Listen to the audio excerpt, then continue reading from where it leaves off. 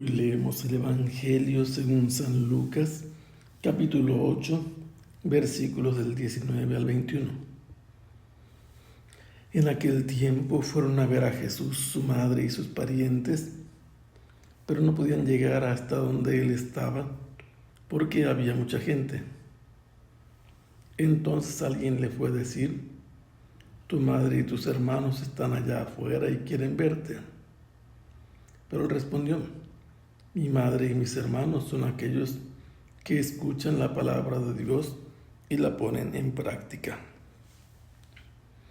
El evangelista San Lucas nos ha estado relatando de manera ordenada las cosas que ha investigado respecto a Jesús.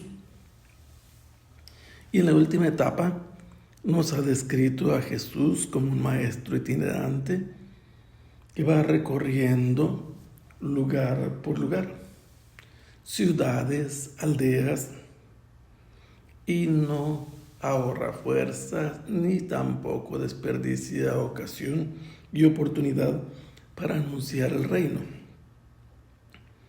Jesús había llegado en un momento a un lugar del que no se nos dice si es un poblado, una ciudad o un lugar que estaba despoblado, al que acudieron gentes de muchas ciudades, y allí Jesús se puso a anunciar la palabra de Dios, cuyo contenido es el reino. Y era muchísima la gente que se había reunido en torno a él. Él a estas personas les habló con la parábola del sembrador. Y después de haber pronunciado esta parábola, él los invitó a que quien tuviera oídos por oír, que oyera. Después de esto, nos relata que los discípulos le preguntaron a Jesús acerca de esta parábola, qué significaba. Y Jesús respondió diciendo: a ustedes les ha tocado conocer los misterios del reino, pero a los demás no. Y enseguida Jesús les explica el significado de esta parábola. Les hace entender que la palabra de Dios es siempre la misma, pero el auditorio o la actitud de quien escucha esta palabra de Dios es decisiva para los efectos y consecuencias que pueda tener en él la palabra de Dios. Y con eso ha comparado el espacio en donde cae la semilla, un terreno endurecido a fuerza de pasar por él, un lugar que tiene debajo de la tierra inmediatamente piedras, otro terreno en el que abundan las espinas, y finalmente un terreno donde la tierra es buena. Y de eso dependen siempre los frutos que produzca la semilla. Una vez que Jesús habló de esto, les dijo a los discípulos que es importante que entiendan que haber recibido la palabra de Dios es como haber encendido una lámpara que debe iluminar a los que entren al espacio iluminado por la lámpara. Y luego vuelve al tema de escuchar. ¿Por qué? Porque les dice que aquello que ellos han escuchado no deben mantenerlo oculto. Deben hacer que como la luz resplandezca, así también lo que ellos saben deben difundirlo. Y les insistió en que ellos deben poner atención a cómo escuchan, porque de la manera de escuchar depende también que ellos puedan entender mejor. Por esa razón les dice que aquel que da o aquel que ha sido recibido o concedido el don de la inteligencia, del entendimiento de la palabra de Dios, se le permitirá entender mucho más. A quien tiene se le dará más, dice Jesús. Y por eso al que no tiene se le va a quitar hasta aquello que él cree tener. Pero el tema está en que aquello que ellos han escuchado sirve para iluminar y para hacerlo conocer a los demás. Y por esta razón insiste, vean, revisen de qué manera están escuchando la palabra, para no exponerse a perder aquello que Él les puede dar o les ha dado. El lugar en donde se encuentran Jesús con los 12 y las mujeres que los acompañan, y en el que Jesús está enseñando, había una muchedumbre muy numerosa. Es posible que fuera en alguna casa, en su patio, y que no hubiera espacio suficiente como para que los visitantes recién llegados, que son descritos como María y los hermanos de Jesús, que llegaron a ese sitio donde Jesús estaba rodeado por una muchedumbre muy numerosa.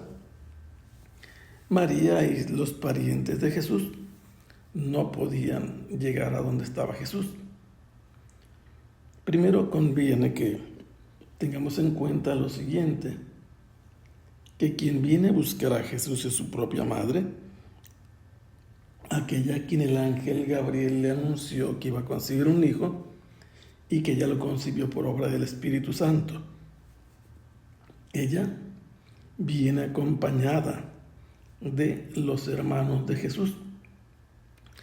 Es interesante tener en cuenta la formulación de esta expresión, porque no dice que María y sus hijos vinieron a buscar a Jesús. Dice que María y los hermanos de Jesús. Y esto es importante entenderlo.